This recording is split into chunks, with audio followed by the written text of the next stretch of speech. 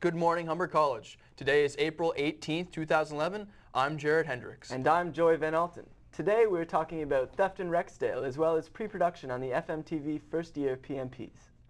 We will also get a gauge on what people think about Charlie Sheen, a report on the price of eggs, and bears. Oh my. Stay tuned. Humber News begins right now.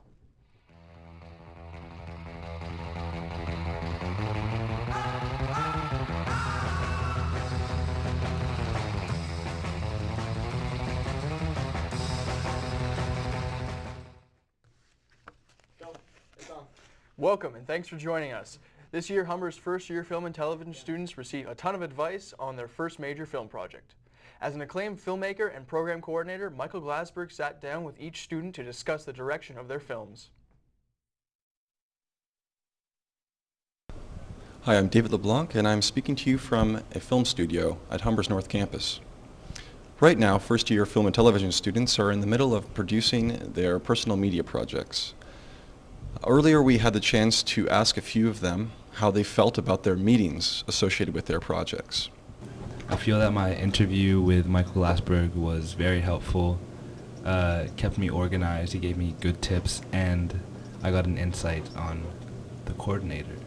After my pre-production meeting with Michael Glassberg, I felt really relieved. He helped me clarify a lot of things with my storyboards, gave me a few new ideas. It really made the process easier and prepared me more for my meeting with Denise and Eric. My meeting with Michael Glassberg for my PMP was really helpful and encouraging. I think that maybe if I hadn't had my meeting with him, things wouldn't have gone as smoothly. We also spoke to Michael Glassberg, the program coordinator, who talked about the pre-production meetings. We don't have a specific directing class in first year, and in some ways it doesn't make sense to, but we really felt, and Eric Cater and Denise Taylor really felt it would be helpful to have some more directing teaching than the students are getting. So I asked, would it be helpful if I met with each student and went through their storyboards from a directing point of view, since I do teach frame by frame in that way, and they thought it was a great idea. Based on the success of the meetings, future students can expect to benefit from Michael's guidance. Next year I'm definitely continuing the meetings. I really enjoyed them. I thought they were helpful. It made the students think about what they were doing in a way that they otherwise would not have. They wouldn't have questioned their own decisions. I'm David LeBlanc, reporting for Humber News. Students and faculty were surprised earlier last week when the price of eggs in the Humber cafeteria increased by 20 cents. A petition signed by the students forced the cafeteria to carry the free-ranged eggs, causing the increase in price. Jared Hendricks scrambled up this report. Hi, Jared Hendricks here reporting for Humber Television. We're here at the Humber cafeteria asking students and faculty their opinion on the price increase for free-range eggs. What has the student reaction towards the price increase been so far?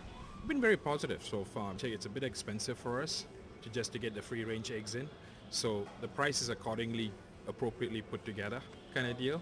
So we priced out according to what the cost of what we are getting the eggs at, right, and what we are selling it at. Do you believe that the extra 20 cents going towards the chickens actually benefits them in any way? I definitely believe this is an amazing idea, like for the free-range chickens. I think that caged chickens aren't, I don't know, like it's just unfair to treat an animal like that. I'm a firm believer in like living your life to the fullest, so I think that animals should be able to have a life, some sort of life, not live in a cage and be sheltered their whole life. Non-free range is it's really cruel. It's actually fairly disgusting when you learn exactly what goes on. So I completely support going free range. The opinion on free-range eggs here at the Humber cafeteria is a little scrambled, but there seems to be a positive feel in the air. This has been Jared Hendricks reporting for Humber Television. Back to you. It's time to take an early look at the current weather forecast. It's a bitch out there, folks. Rain, fog, snow. You should expect a plethora of drivers with questionable mental capacities. That's Canada for you. The grass is a little dewy. Better keep it under 20 clicks. Because Poseidon is my sister. Well, actually, it's a beautiful out there right now, folks. 20 degrees, sunny, perfect for butter churning. Let's take a look at the 5-day forecast. Monday, Tuesday, and Wednesday, more of the same. 20 to 22 degrees and lots of sun. Thursday, we'll get a passing shower and temperatures will dip to 10 degrees, but back to sun with some cloud and 18 degrees for Friday. Fan-freaking-tastic. It's not going to last. There's a hurricane coming. Hide your children, hide your wife. Just kidding. That's it for current weather conditions. Stay tuned. After the break, we will tell you about the disappearance of the deer in the Arboretum. Stay with us.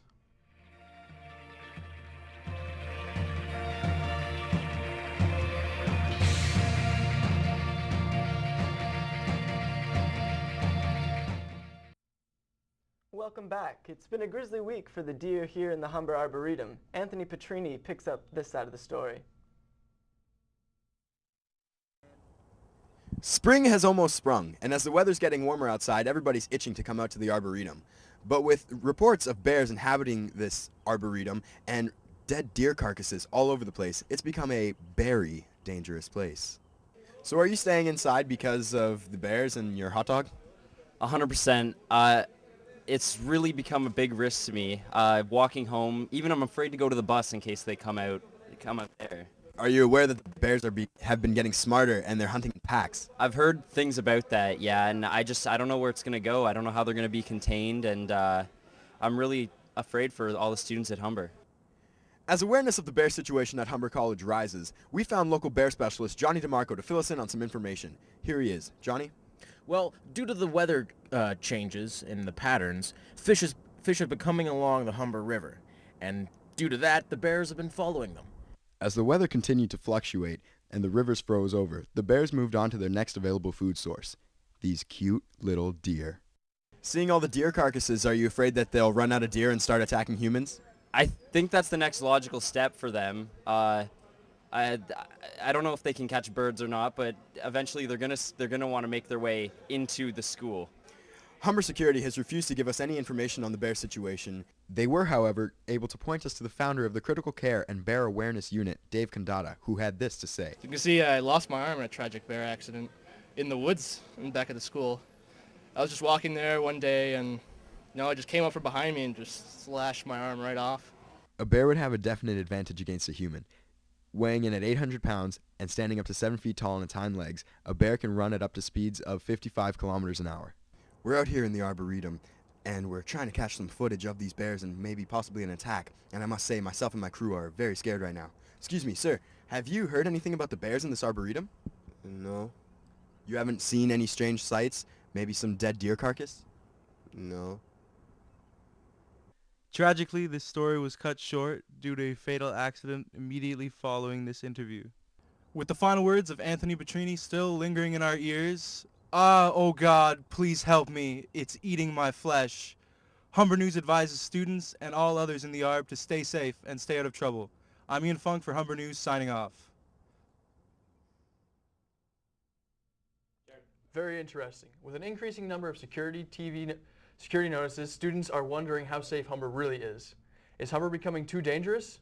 David Kandata, take it away now with the latest opinions on this story. It appears as though theft is on the rise here at Humber College, and with the majority of students owning iPhones and BlackBerries, do they feel safe? I'm here to find out. How do you feel about the situation regarding theft in the school? Theft in the school, I haven't experienced it personally, but I don't know. I think Humber is a fairly safe place, considering the area we're in. How do you feel about this situation?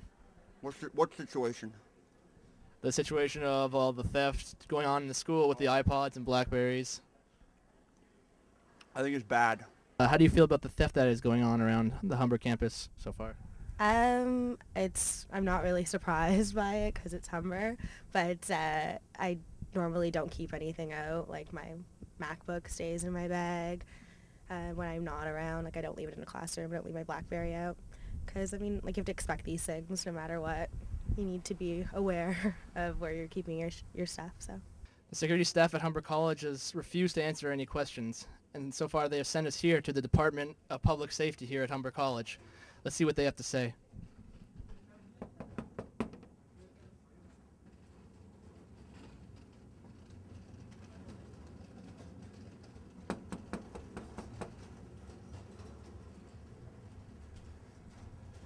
Well, looks like they're not going to be answering any of our questions either. back to you in the studio. Winning, Tiger Blood, Goddesses. Coming up next, we find out what the public thinks about Charlie Sheen. Here's your top 5 movies for the week. We'll be right back after this short commercial break.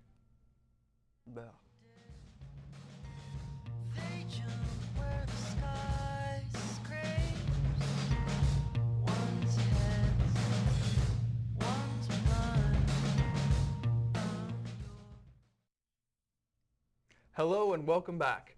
Recently, Charlie Sheen has been all over the news for various reasons. The cancellation of 2.5 Men, his unpredictable behavior, and recently the ups and downs of his comedy tour. With more on this, here's Shauna Steele. Well, we thought we'd seen the last of Charlie Sheen, but he's back in the news today. Here's Jen with some thoughts from Humber students about Charlie's latest escapades. So what do you think of Charlie Sheen at this point? He's pretty sick. He's kind of funny. I love him. He's so cool. He knows how to party, that's for sure. I think he's like a whack job, but I think it's all fake. Right? What do you think? Do you think he's going to be back in his career anytime soon?